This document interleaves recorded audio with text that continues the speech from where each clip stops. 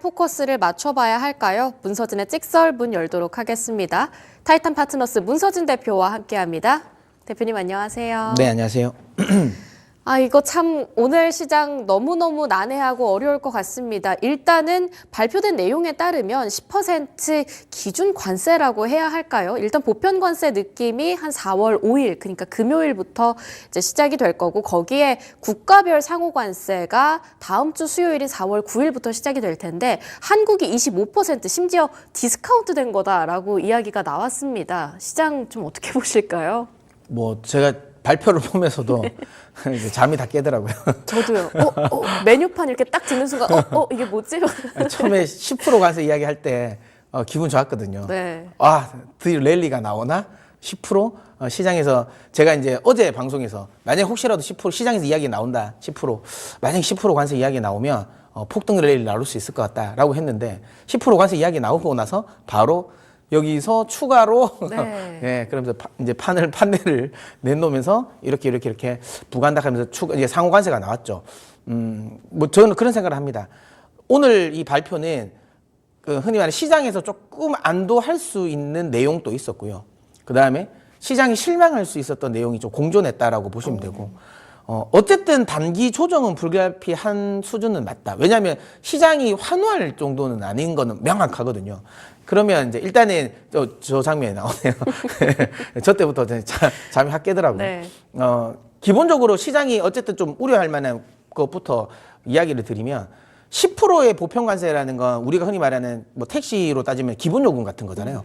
깎을 수 없는. 그러니까 이게 저는 좀 가장 좀 시장에서 부정적으로 보는 것 같아요. 보편적 관세 10%를 베이스로 해서 거기서 상호 관세를 매겼으니까 네. 그럼 협상에 흔히 말하는 어느 범위까지 협상이 가능할까를 시장에서 걱정할 것 같아요. 그러니까 만약에 협상의 범위가 보편적 관세까지도 협상의 범위에 포함이 될 건지 아니면 보편적 관세는 떼고 상호 관세에 한해서만 협상이 될 건지 이거를 일단 시장에서 가장 먼저 신경을 쓸 것 같아요. 네.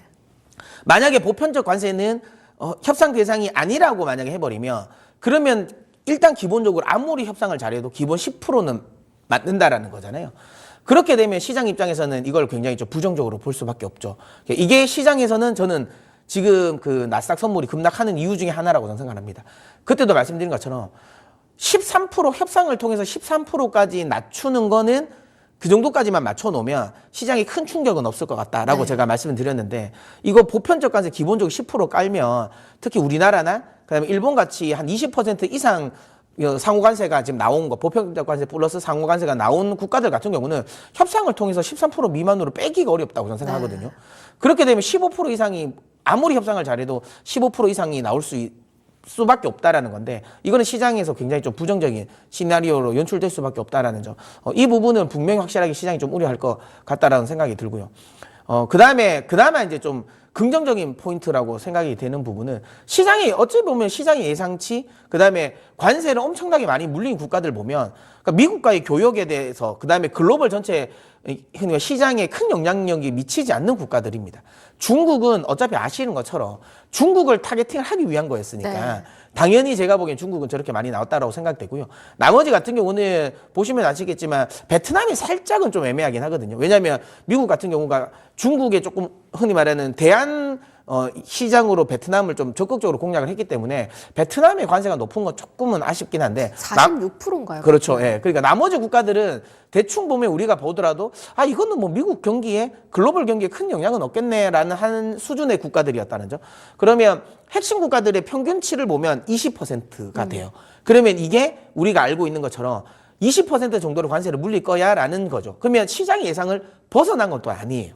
그렇기 때문에 이걸 아주 부정적으로 그러니까 최악의 시나리오가 써졌다라고 생각하기는 어렵지만 그렇다고 해서 또 무조건 마냥 이제는 악재의 노출이야라고 생각하기도 조금 애매한 단계. 그러니까 이게 어찌 보면 시장에서 제일 안 좋은 거죠.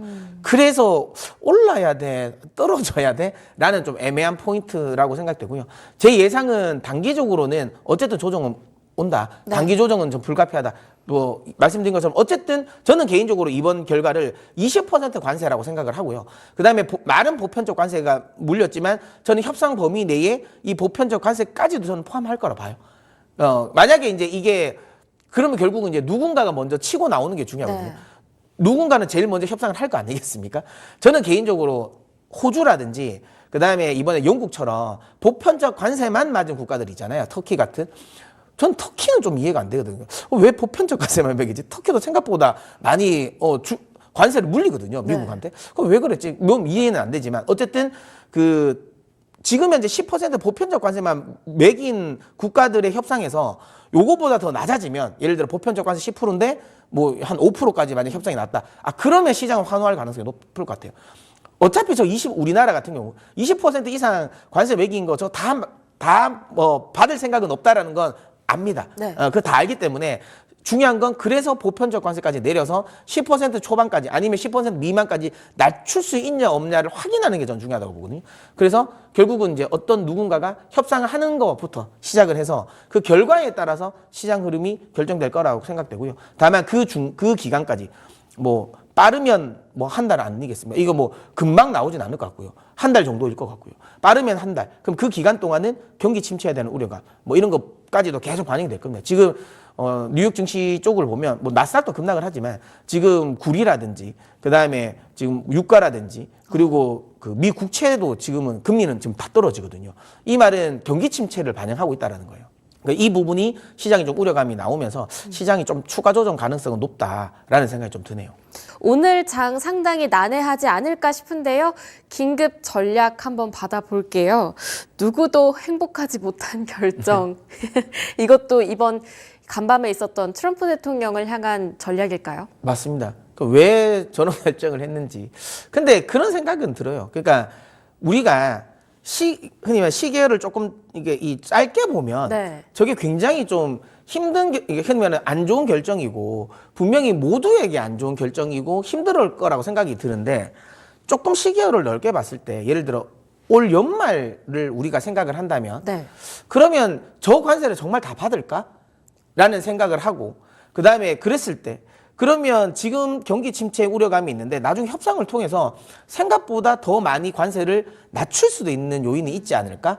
그러면 그렇게 보면 지금이 오히려 그러니까 아까 말씀드린 지금 당장을 보면 너무 힘들 것 같은데 네. 연말까지를 보면 이 연말 기간 동안 지금 시점이 저점 구간은 아닐까라는 생각은 좀 들긴 해요. 그래서 그래도 어쨌든 뭐 행복하지 않은 결정을 내렸기 때문에 단기 충격은 어쩔 수 없다라는 생각을 하고요. 다만 계속 말씀드리지만 그럼 여기서 그러면 던질 거냐라는 거예요. 그게 전 중요하지 않겠습니까? 던질 거냐? 추세 하락을 한다면 지금이라도 던지는 게 맞습니다. 네. 던지고 오히려 인버스를 사는 게 맞겠죠. 근데 저는 여전히 추세 하락은 안 할 것 같다고 생각되는 게 트럼프의 정책적인 이때까지의 행보를 봤을 때 저거는 블러핑일 가능성이 높다라는 생각을 합니다. 물론 블러핑이 아니면 물론 뭐 따라간 레이스를 한 뭐 저의 결정에 책임을 제가 지긴 해야 되겠죠. 근데 제 생각에는 어쨌든 블러핑일 가능성이 전 높다라고 보고 있고 그렇게 했을 때 협상을 할 거다. 협상을 할 거고 우리나라라든지 일본이라든지 협상을 하러 가잖아요. 그럼 제가 말씀드리는 거 그럼 저렇게 25% 해놨는데 협상을 안 할 것 같으면 저걸 왜 하겠습니까? 그렇지 않겠습니까? 그러니까 그 이야기를 하죠. 전화를 받겠다고 이야기했잖아요. 이제 뭐 그 각국의 뭐 국왕이나 여왕이나 총리나 대통령들에게 전화를 받겠다고 이야기를 했으니까 그 협상을 하겠다는 소리니까 협상을 했는데 저거 유지될 리는 없습니다. 무조건 깎일 거고요. 제 개인적인 생각에는 어쨌든 좀 많이 질렀다. 그래서 충분히 깎을 수도 있다. 제 생각에는 한 15% 미만까지만 떨어뜨리면 네. 시장은 환호할 가능성이 높지 않을까라는 생각을 들고 있고요. 계속 말씀드리지만 악재의 가장 클라이막스에 지금 현재 들어와 있는 구간. 그러니까 이제 영화가 아주 흔히 말하는 절정으로 가고 있거든요. 여기서 영화관 밖을 나가면 안 되잖아요. 네. 그러니까 이걸 보고 결과는 봐야 안 되겠습니까? 지금까지 잘 버텨왔는데. 그래서 제 개인적인 생각에는 지금 급락한다고 저는 오히려 시장을 떠나는 자리는 아닐 것 같다. 그리고 미국에 이번에도 고용지표 나온 거 보면 ADP 민간 고용 나온 거 보면 경기 침체 아니거든요. 그러니까 미국이 경기 침체가 아니라는 점을 감안했을 때 제 생각에는 지금은 도망갈 자리는 아니고 관망하고 버티는 자리라고 생각합니다. 네, 좀 바닥인 줄 알았는데 지하실이 있었네라는 생각이 드실 수도 있겠지만 지하실도 어쨌든 바닥권입니다. 적어도 투매보다는 관망하는 전략으로 받아보도록 하겠습니다. 오늘의 찍설주 한 번씩 오픈해 볼 텐데요. 한화비전 가져와 주셨습니다. 어제 한미반도체하고 함께 크게 밀렸거든요. 어떻게 보십니까? 일단 하나비전이 워낙 주가가 너무 속된 말 짱짱해서 네. 매수 타이밍이 사실 안 들어오더라고요. 근데 이번에 오늘 좀 급락이 나올 수 있어서 이 정도면 한번 매수해볼 만하다라고 생각을 해서 일단은 가지고 나왔고요. 하나비전은 아시는 것처럼 어쨌든 SK하이닉스의 TC본더를 납품을 했습니다. 네. 그로 인해서 한미반도체의 독점 구조를 깼다라는 점. 물론 초반에는 말들이 많았어요. 저거 아니다라고 말이 많았지만 뭐 최근에 나는 수주를 보면 맞다라는 거고. 물론 메인 벤더는 당연히 한미반도체가 되겠죠. 한미반도체가 되겠지만 이제 하나비전 같은 경우는 SK하이닉스뿐만 아니라 마이크론이라든지 삼성전자에 대한 납품에 대한 기대감도 있는 회사다라는 점을 감안했을 때 확실하게 이제 추가적인 모멘텀은 한미반도체보다는 하나비전이 더 높다라고 저는 생각을 합니다. 그리고 지금 이번에 관세에서 반도체 개별 관세가 빠졌다라는 점에서 그래도 좀 반도체 살짝은 괜찮아지지 않을까라는 기대감은 좀 있다라는 점. 이런 점들도 어쨌든 하나비전의 좀 긍정적인 포인트라고 보면 될 것 같고요. 그 다음에 이제 이 하나비전 같은 경우는 사업부가 CCTV 사업부도 있지 않습니까? 근데 CCTV 같은 경우는 최근에 이제 중국 쪽에서 만든 CCTV가 다 이제 흔히 말 정보를 다 네. 뺀다라는 게 많이 나왔잖아요. 그래서 중국 쪽 이제 CCTV를 지금 계속 이제 교체한다라는 점. 그러면 여기에 대한 이제 중국 쪽 어쩌면 반사 이익에 대한 기대감도 있다라는 점을 생각한다면 지금 정도 라인이라면 나쁘지 않을 것 같아요. 그래서 충분히 오늘 급락이 나온다면 한번 공략해 보셨으면 좋겠다라는 생각이 드네요. 네, 하나비전 오늘 급락 나올 시에 목표가랑 손절가는 어떻게 끌고 가볼까요? 일단 손절가는 45,000원으로 설정해 드리도록 하겠고요. 목표가는 한 7만 원 정도로 놓고 대응하시면 좋을 것 같습니다.